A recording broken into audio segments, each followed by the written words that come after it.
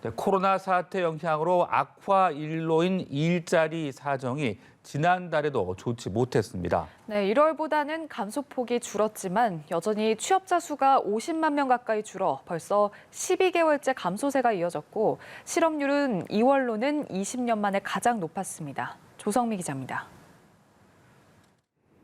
지난달 취업자 수가 1년 전보다 47만 3천 명 감소했습니다.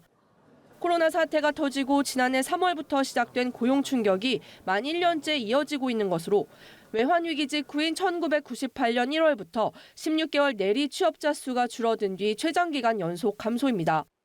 취업자 감소폭도 100만 명 선이었던 1월보다는 나아졌다지만 역대 2월만 놓고 보면 1999년 65만 명 넘게 줄어든 뒤 가장 컸습니다. 취업자 수 감소의 90%가 도소매, 숙박, 음식점업에서 나와 코로나19에 따른 대면 서비스업 위축을 실감케 했습니다.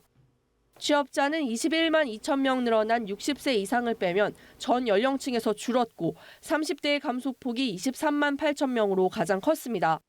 15세 이상 고용률은 58.6%로 지난해 2월보다 1.4%포인트 떨어지며 2013년 이후 2월 기준으로 최저치였습니다.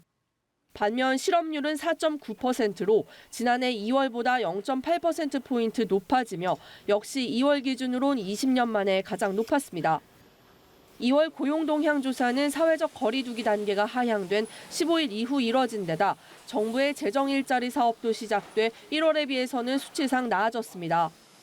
이와 관련해 홍남기 부총리 겸 기획재정부 장관은 SNS에 제조업 취업자 수가 2달 연속 증가하는 등 일자리 상황이 나아지는 모습이라는 평가의 글을 올렸습니다. 그러면서 백신 접종과 거리두기 완화, 작년 3월의 고용 충격에 따른 기저 영향 등을 볼 때 3월 고용 지표는 개선세를 보일 것으로 전망했습니다. 연합뉴스TV 조성미입니다.